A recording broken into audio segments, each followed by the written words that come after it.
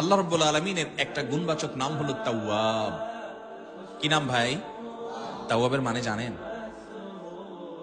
আল্লাহু আকবার। রিপিটেডলি, বারবার যিনি বান্দার তওবা কবুল করেন।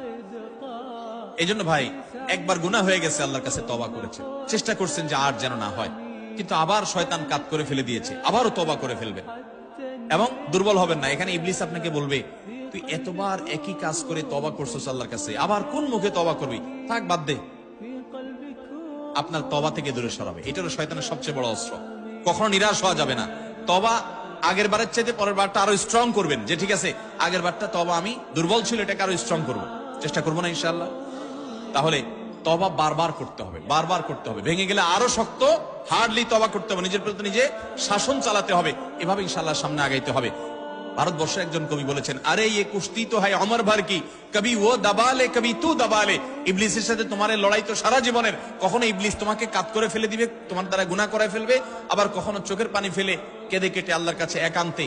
ভাইরা, কিছু নির্জন সময় কাটানো দরকার। আমাদের কোনো নির্জন সময় নাই। নির্জন সময় হলে ওই মোবাইলে আমরা ঢুকে পড়ি, মোবাইল টোবাইল বন্ধ করে ফেলে দিনে রাতে 24 ঘন্টার ভিতরে 5 ওয়াক্ত নামাজের পরে আগে যে কোনো সময় অন্তত 2-4-5টা মিনিট একটু চিন্তা ভাবনা করবেন, একটু নিজের হিসাব মিলাবেন, আল্লাহর সাথে কথা বলবেন। আজকে একটা গুনাহ হয়ে গেছে, আজকে একটা কাস্টমার